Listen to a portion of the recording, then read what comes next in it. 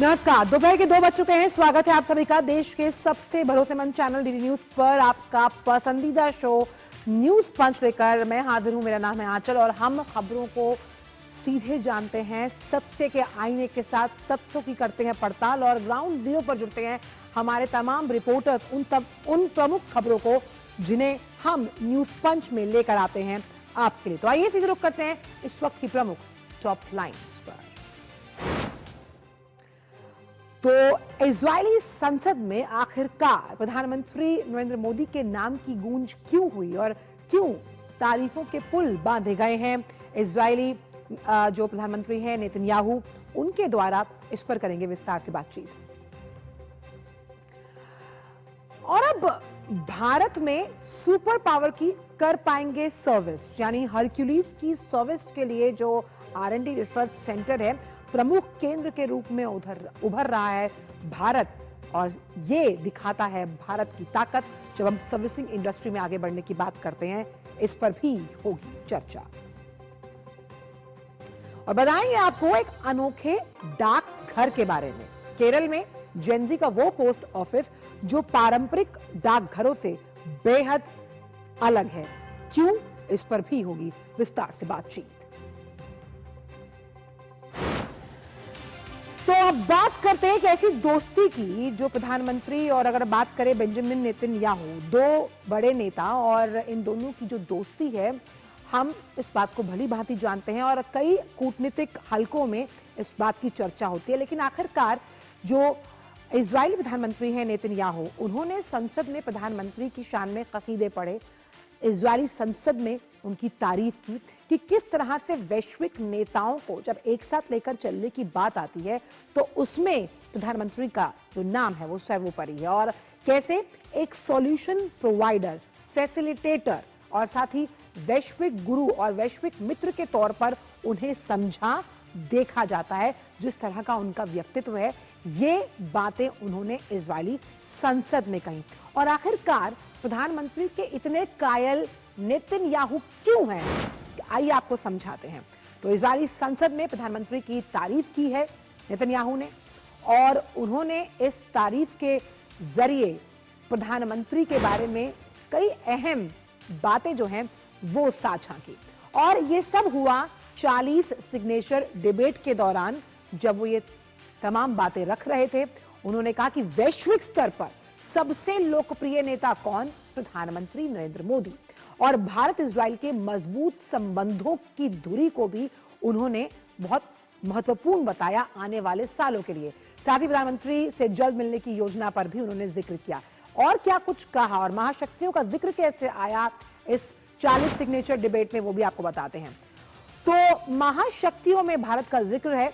Israel पहले से और ज्यादा मजबूत है क्योंकि मिडिल ईस्ट की सबसे मजबूत ताकत कौन? इजराइल। और भारत, यूएस, जर्मनी और रूस, ये चार जो महाशक्तियां हैं वो इजराइल का समर्थन करती हैं। साथ ही जल्द अगर देखा जाए तो यूनाइटेड स्टेट्स ऑफ अमेरिका में ट्रंप साहब से मुलाकात है। रूसी राष्ट्रपति पुतिन के साथ मजबूत संबंध है। इन तमाम बातों को साझा किया गया इजरायली संसद में। और नेतन्याहू ने जो गाजा में एक्शन लिया उसका भी बचाव किया। साथ ही ये भी बताया कि कैसे जो वैश्विक नेता हैं उन्होंने समर्थन दिया इजराइल को लेकर गाजा के खिलाफ जिस तरह से उन्होंने कदम उठाए। अब सबसे अहम और बात जो इस पूरे 40 सिग्नेचर डिबेट पर उभर कर सामने आई कि नेतन्याहू और प्रधानमंत्री नरेंद्र मोदी की दोस्ती जो है वो अपने आप में बहुत महत्वपूर्ण है। कैसे दोनों देश टेक्नोलॉजी ट्रांसफर को लेकर हमेशा आगे साथ आते आए। आप याद कीजिए जब प्रधानमंत्री ने इजराइल का दौरा किया था, उस वक्त क्योंकि इजराइल एग्री स्टार्टअप्स में और एग्रीकल्चर को आर्टिफिशियल इंटेलिजेंस से जोड़ने में एक बहुत मुखर देश रहा है और कैसे दोनों देश इस पर्टिकुलर सेक्टर में लगातार आगे आ सकते हैं, उसकी भी वहां पर बानगी देखी गई। अखिलेश सुमन इस वक्त जुड़ गए हैं हमारे साथ। अखिलेश, अगर बात की जाए प्रधानमंत्री नरेंद्र मोदी और नेतन्याहू की ये दोस्ती जो है वो कूटनीतिक हलकों में लगातार हमने कई दृश्यों में देखी, और ऐसे में इजरायली संसद में प्रधानमंत्री की तारीफ करना अपने आप में दर्शाता है कि दोनों देशों के रिश्ते प्रगाढ़, ऊष्मता से परिपूर्ण। देखिए, निश्चित तौर पे जो इजराइल के प्रधानमंत्री हैं बेंजामिन नेतन्याहू, उनके यहाँ एक परंपरा है कि वो महीने में एक बार उनको पार्लियामेंट में शामिल होना पड़ता है, पार्लियामेंट की कार्रवाई में जाना पड़ता है हर महीने। तो उसी कार्यक्रम के तहत वो अपने गए थे और उस कार्यक्रम में उन पे एक चैलेंज ये उनके विदेश नीति पे ये किया जा रहा था कि उनकी विदेश नीति जो है वो विफल हो गई है। हमास का हमला 7 अक्टूबर 2023 के बाद इजराइल और कमजोर हो गया है राजनयिक तौर पे, और दुनिया के कई देश उन्हें अलग थलग कर रहे हैं। तो इसी के जवाब में नेतन्याहू का बयान आया। काफी लंबा चौड़ा उन्होंने भाषण दिया अपने संसद में, नेसेट जिनको कहते हैं। और उन्होंने खास तौर पे इस बात का जिक्र किया कि प्रधानमंत्री नरेंद्र मोदी भारत के प्रधानमंत्री हैं, दुनिया के का सबसे बड़ा लोकतंत्र है। 1.5 बिलियन पॉपुलेशन की बात उन्होंने कही कि दुनिया की सबसे बड़ी जनसंख्या वाले देश का प्रधानमंत्री हमारा दोस्त है और हमारी उनके साथ लगातार बातचीत होती रहती है। उन्होंने इस बात का भी जिक्र किया कि अक्टूबर 7 के बाद भी भारत का जो संपर्क है वो इजराइल के साथ बना रहा। इस क्रम में उन्होंने डोनाल्ड ट्रंप का भी नाम लिया, इस क्रम में उन्होंने रशियन राष्ट्रपति व्लादिमीर पुतिन का भी नाम लिया जी। और उन्होंने जर्मनी के भी चांसलर का नाम लिया। तो निश्चित तौर पे भारत का जिस तरीके से उन्होंने जिक्र किया, अगर आप पूरी क्रोनोलॉजी देखेंगे, असल तो क्रोनोलॉजी से पता चलेगा कि 2014 में जब प्रधानमंत्री नरेंद्र मोदी पहली बार सितंबर में गए थे यूएन में, उसी समय नेतन्याहू वहां थे और उसी समय से कह सकते हैं कि प्रधानमंत्री नरेंद्र मोदी और बेंजामिन नेतन्याहू के बीच में व्यक्तिगत संपर्क स्थापित हुआ। वो इस तरीके का विश्वासप्रद रिश्ता था कि प्रधानमंत्री नरेंद्र मोदी मतलब भारत के पहले प्रधानमंत्री के रूप में वो इजराइल गए बाद में, और बेंजामिन नेतन्याहू भी उसके बाद वो भारत आए। और भारत में प्रधानमंत्री नेतन्याहू ने भारत में प्रधानमंत्री नरेंद्र मोदी ने प्रोटोकॉल तोड़ते हुए बेंजामिन नेतन्याहू को एयरपोर्ट पर अगवानी की और अपने साथ उन्हें लेकर आए। तो निश्चित तौर पे बहुत ही इस तरीके का संबंध है भारत और इजराइल के बीच में प्रधानमंत्री नरेंद्र मोदी के नेतृत्व में, जो लगता है कि एक बहुत ही भावनात्मक स्तर पे जुड़ा हुआ है, एक दूसरे की जरूरतों को महसूस करने पर जुड़ा हुआ है। बिल्कुल एक लेवल प्लेइंग फील्ड दोनों देशों के लिए विन विन सिचुएशन। लेकिन एक यहाँ पर अहम वक्तव्य उन्होंने और साझा किया अखिलेश, वो ये था कि तमाम महाशक्तियों को साथ लेकर चलने का मादा भारतीय प्रधानमंत्री में है और उन्हें सॉल्यूशन प्रोवाइडर और फैसिलिटेटर के तौर पर देखा जाता है जब हम वैश्विक मंचों पर अलग अलग मुद्दों को सुलझाने की बात करते हैं। देखिए, निश्चित तौर पे प्रधानमंत्री नरेंद्र मोदी का जिस तरीके से पूरा डिप्लोमेटिक प्रैक्टिस रहा है, उस डिप्लोमेटिक प्रैक्टिस में लगातार वो विश्व बंधुत्व की बात करते रहे हैं। उसके बाद उन्होंने इस बात पर जोर दिया है कि जो समस्याएं हैं, जो मामले हैं दो देशों के बीच में, उन मामलों को बातचीत के आधार पर हल किया जाना चाहिए। और ये बात उन्होंने देखी है, नेतन्याहू ने देखी है कि किस तरीके से जब रूस और यूक्रेन का संघर्ष हुआ हो तो किस तरीके से प्रधानमंत्री नरेंद्र मोदी ने रूसी राष्ट्रपति व्लादिमीर पुतिन को कहा कि ये युद्ध का समय नहीं है। और उसके बाद जब हमास का हमला हुआ इजराइल पे 2 साल पहले, तो उस समय प्रधानमंत्री नरेंद्र मोदी ने उस घटना की तीव्र निंदा की और इस बात को कहा कि आतंकवादियों को किसी भी तरीके से बख्शा नहीं जाना चाहिए। देखिए, भारत और इजराइल के संबंध और भारत और पैलेस्टाइन के संबंध दोनों ही हैं काफी महत्वपूर्ण। पैलेस्टाइन का 2 स्टेट सॉल्यूशन का भारत लगातार समर्थन करता रहा है, लेकिन किसी भी आतंकवादी तरीके से इस मामले को सुलझाया जाए, इसके बारे में प्रधानमंत्री नरेंद्र मोदी कभी नहीं रहे। उन्होंने हमास के हमले की निंदा की और उन्होंने इजराइल के जो हर उस कदम का समर्थन किया जिसमें कि आतंकवाद के खिलाफ उनकी कार्रवाई है। देखिए, भारत पर भी जब जब जरूरत पड़ी भारत को, चाहे वो करगिल युद्ध हो, अभी ऑपरेशन सिंदूर के समय इंटेलिजेंस शेयरिंग का मामला हो, इंटेलिजेंस शेयरिंग इजराइल हमेशा हमारे साथ करता रहा है। जरूरत पड़ने पर हमारे पास तात्कालिक तौर पे हथियारों की आपूर्ति भी इजराइल ने की है। तो इस रूप में देखेंगे कि भारत और इजराइल के बिल्कुल, तो दोनों देशों की दोस्ती जो है वो आने वाले सालों में एक अलग स्तर पर जाती हुई दिखाई देती है, क्योंकि दोनों प्रधानमंत्रियों के बीच में जिस तरह की केमिस्ट्री है उसे हम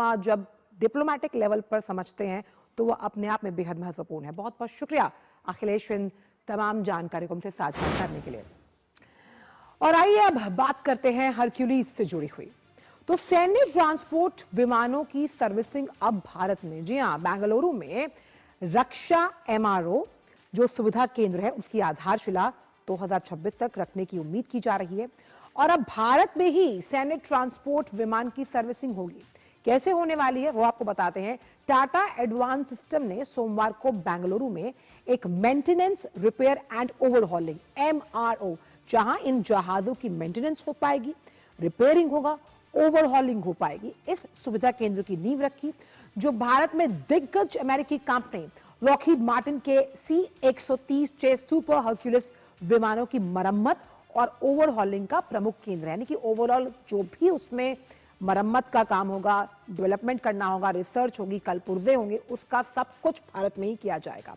और इस सुविधा केंद्र का निर्माण ऐसे समय में हो रहा है जब दोनों कंपनियां भारतीय वायुसेना के लिए लगभग 80 से ज्यादा हैवी लिफ्ट ट्रांसपोर्ट एयरक्राफ्ट की बड़ी खरीद में मजबूत दावेदारी पेश कर रही हैं। और ये मेक इन इंडिया के लिए एक बड़ी उड़ान है, ऊंची उड़ान है, क्योंकि हम मानते हैं कि भारत में हरक्यूलिस की सर्विसिंग से जब ये सेंटर बनेगा तो रिसर्च और डेवलपमेंट में और त्वरित तेजी आएगी।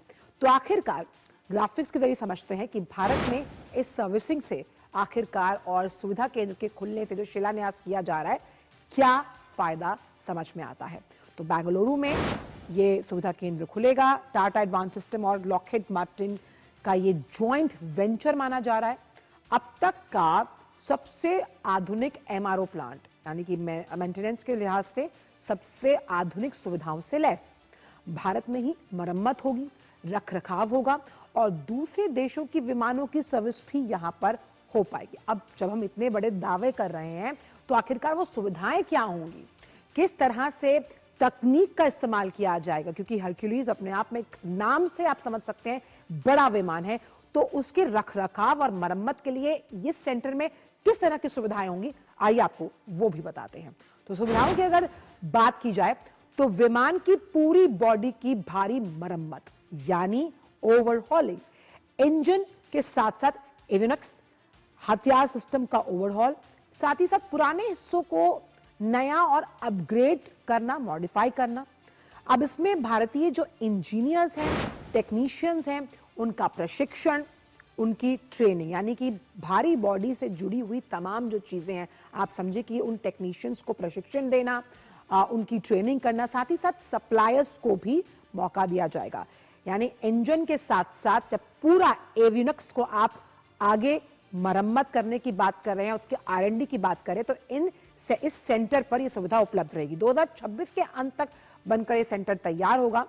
इंजीनियर्स की और इन तमाम टेक्नीशियंस की ट्रेनिंग होगी, छोटे बड़े सप्लायर्स सबको मौका दिया जाएगा और 2026 में बनकर ये तैयार होगा और 2027 में पहले C-130J जो हरक्यूलिस विमान है उसकी सर्विसिंग की जाएगी। तो आखिरकार क्योंकि हरक्यूलिस की बात हम लगातार कर रहे हैं, इस विमान में ऐसा क्या खास है जो इसे आम से खास बनाता है। बहुमुखी टैक्टिकल ट्रांसपोर्ट विमान है ये।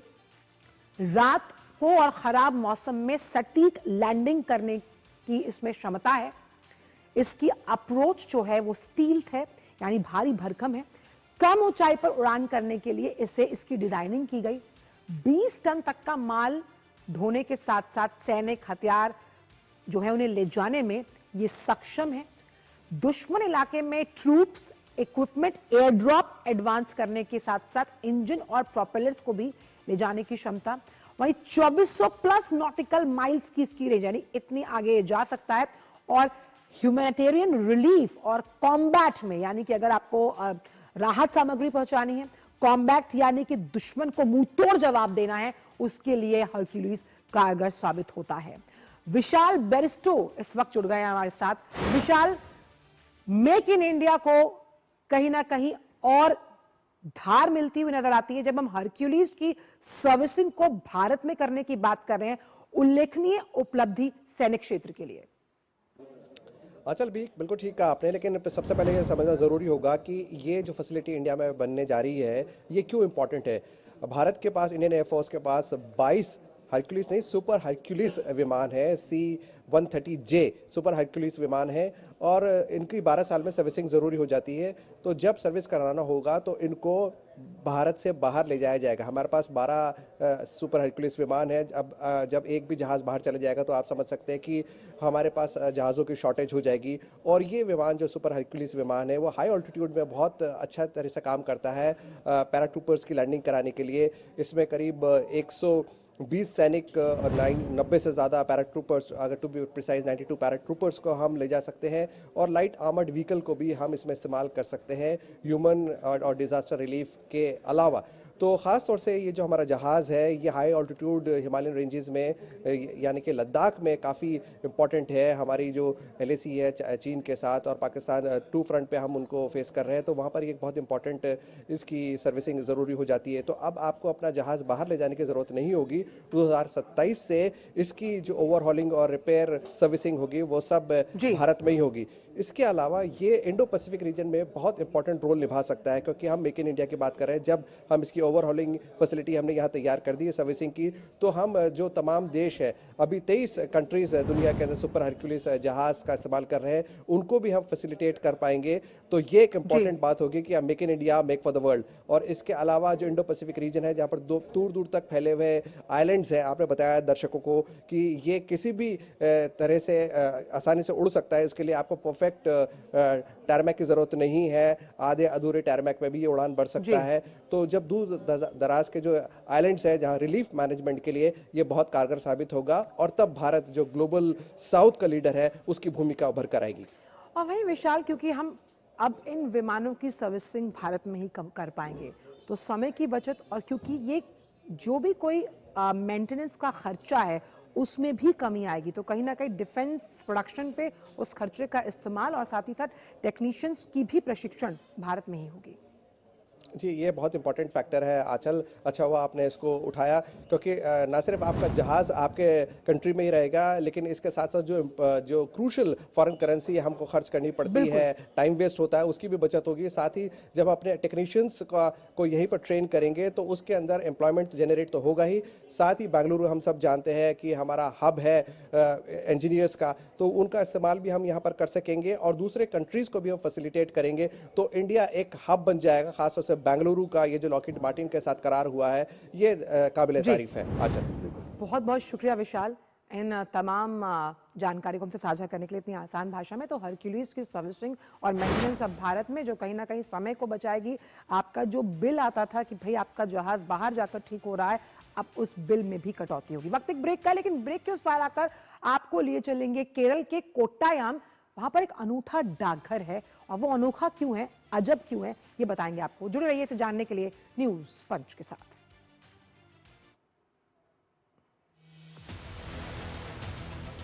वक्त बदला है, तेवर नहीं, रोटूक कहने का है अंदाज वही। न फेक एजेंडा की बिसात, न झूठ का जाल, सिर्फ तथ्य, तर्क और तीखे सवाल। देखिए मेरे साथ दो टूक, सोमवार से शुक्रवार रात 10 बजे सिर्फ DD न्यूज पर।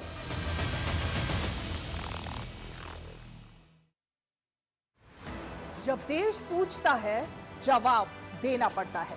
शाम 5 बजे बजती है सवालों की घंटी और लगती है वो पंचायत जहां मुद्दे टलते नहीं और कोई जवाब अधूरा नहीं रहता। आपको इतना बुरा लगा सवाल, मैं इसको दूसरे तरीके से पूछ लेती हूँ। मैं इसको दूसरे तरीके से पूछ लेती हूँ। यहाँ दलीलें नहीं, सच्चाई गूंजती है। मैं रीमा पराशर लेकर आती हूँ देश का सच आपके सामने।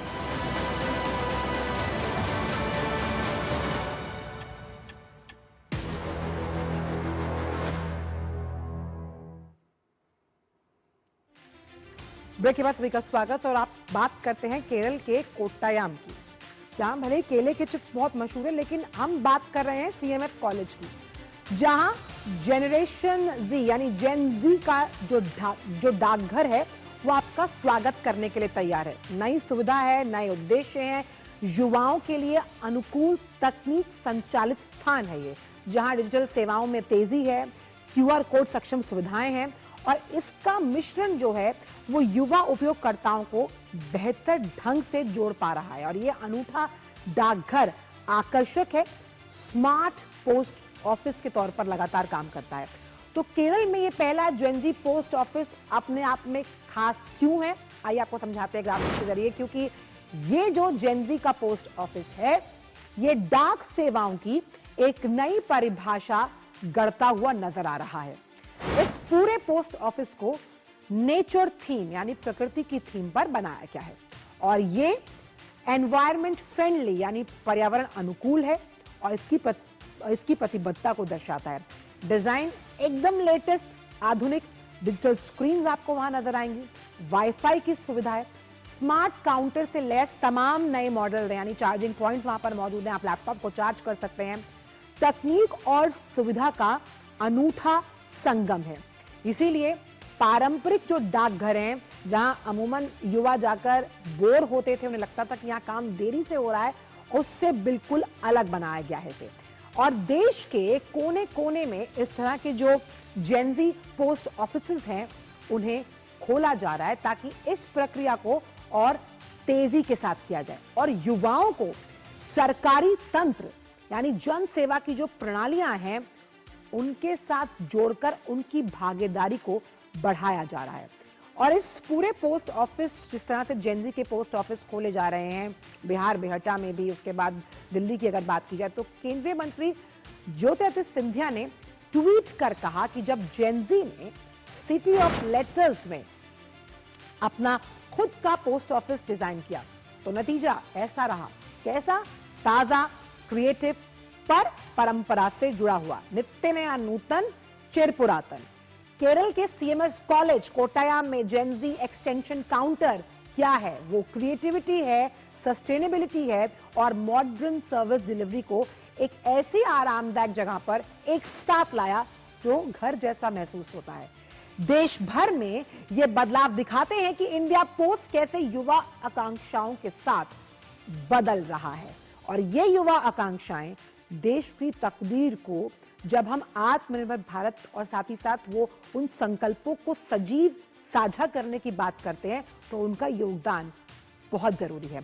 इस बड़ी खबर पर अजीत द्विवेदी इस वक्त हमारे साथ जुड़ गए हैं।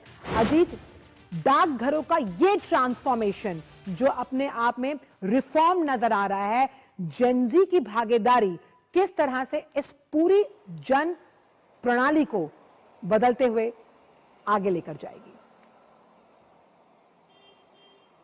बिल्कुल, देखिए एक बिल्कुल अपनी तरह का ये नवाचार है और जिस तरीके से देखिए ये संचार मंत्रालय का एक प्रोजेक्ट है, उसके तहत देश भर में करीब 47 जो है इस तरीके के डाकघर जो है उनको रिनोवेट किया जाएगा जो कि शैक्षणिक संस्थानों के अंदर हैं। और शैक्षणिक संस्थानों में इन तरह के जो डाकघर होंगे वहां पर फ्री वाईफाई के साथ में जो स्टूडेंट होंगे उनको वहां पर तमाम फैसिलिटी भी दी जाएगी, वहां पर उनको कुछ छूट भी दी जाएगी डाक और पार्सल बुक करने में। साथ ही वहाँ कई जगह पर कैफेटेरिया भी जो है वो भी वहां पर शुरू किए गए हैं। और सस्टेनेबल डेवलपमेंट की अवधारणा के तहत, देखिए केरल तो वैसे ही प्राकृतिक रूप से बहुत खूबसूरत और बहुत ही समृद्ध प्रदेश है, तो वहां पर जो कोशिश की गई कि वहां की सुंदरता को उस डाकघर के साथ में मिलाकर, वहां की जो प्राकृतिक जो वहां का नेचर है उसको उसके साथ मिलाकर वहां पर एक ऐसा कॉर्नर बनाया जाए जहां पर कि स्टूडेंट वहां पर जाएं, पोस्टल से संबंधित काम भी कर सके वहां पर और कुछ समय वहां बिता सके। एक तरीके से हम कह सकते हैं कि पोस्ट कैफेटेरिया वाली जो एक कॉन्सेप्ट है उसको यहाँ पर डेवलप करने की कोशिश की गई है, जिससे कि जो नई पीढ़ी है, जो जेन जी है, वो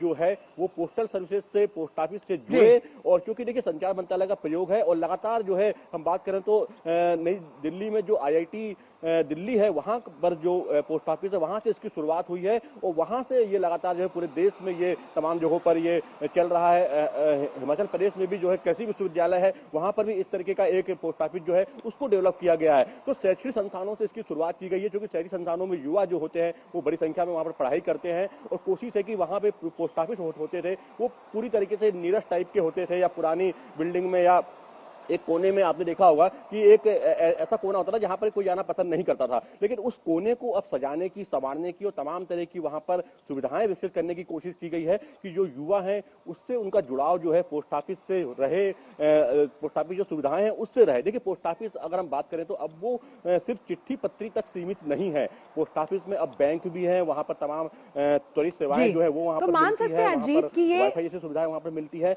और तमाम सुविधाएं वहां पर मिलती है। तो जो यूथ है वो उससे जुड़े, इसके लिए ये पहल की जा रही है। बिल्कुल मान सकते हैं, अंदाज नया है, सोच नहीं है, और चिट्ठी आने का जो वो कॉन्सेप्ट है अब वो मॉडर्नाइज्ड हो गया है। ऐसे में इन सर्विसेज को और तेज करने के लिहाज से, क्योंकि हम जानते हैं कि आज भी डाकघरों की जो पहुंच है खास तौर पर रूरल एरियाज में उसकी पेनिट्रेशन ज्यादा है, उस लिहाज से ये जो पहल है कितना युगांतकारी बदलाव लाती हुई नजर आएगी? देखिए, आप और हमारी जनरेशन ने तो वो दौर देखा जब हम चिट्ठी पत्री ही जो एकमात्र संचार का माध्यम हुआ करता था, और चिट्ठियां जब जाती थी तो एक अपनापन, कितना एक जुड़ाव महसूस होता था। तो उस दौर से लेकर आज के दौर तक कितना ज्यादा जो है टेक्नोलॉजी का विकास हो चुका है। अब ईमेल से लेकर, टेलीफोन से लेकर, वीडियो कॉलिंग से लेकर तमाम चीजें विकसित हो चुकी है, लेकिन हाथों से लिखी जो चिट्ठी पत्री होती है, जो शब्द होते हैं, उसके अलग एक प्रभाव होता है, उसके अलग एक भाव होते हैं। तो देखिए, संचार मंत्रालय की कोशिश है कि डाकघर का देखिए जो उसका एक क्षेत्र है, जो उसकी पहुंच है, वो प्रत्येक गांव में है, गांव के कोने कोने में है, देश के कोने कोने में है, और प्रत्येक व्यक्ति का कहीं ना कहीं देखिए एक तो पंचायत के ऑफिस से और डाकघर से जुड़ाव होता है। तो सरकार की कोशिश है कि डाकघर को एक ऐसे मॉडल के रूप में विकसित किया जाए जहां पर कि तमाम सरकारी सुविधाएं जो है, तमाम सरकारी जो योजनाएं हैं उसकी जानकारी भी वहां पर मिले, लोग वहां पर जाएं तो चिट्ठी पत्री से लेकर उनको तमाम आधुनिक जो सुविधाएं, खासतौर पे अजीत अगर देखा जाए तो जेनजी के लिए समझना बहुत जरूरी है, बने बिल्कुल जेनजी के लिए समझना जरूरी है, क्योंकि व्हाट्सएप पे जिस तरह से अब हमारी जो सालगिरह होती है उसको विश करने का तरीका, हमारी तमाम जो मैरिज एनिवर्सरीज है उसको विश करने का तरीका छोटा होता जा रहा है, प्रिसाइज होता जा रहा है, लेकिन चिट्ठियों में आपने बिल्कुल सही कहा कि वो अपनापन आत्मसात करने के लिए इस तरह की पहल बेहद जरूरी है। बहुत बहुत शुक्रिया अजीत इन तमाम जानकारी को हमसे साझा करने के लिए।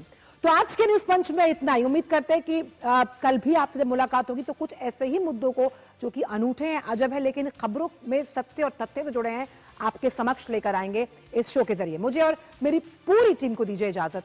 नमस्कार।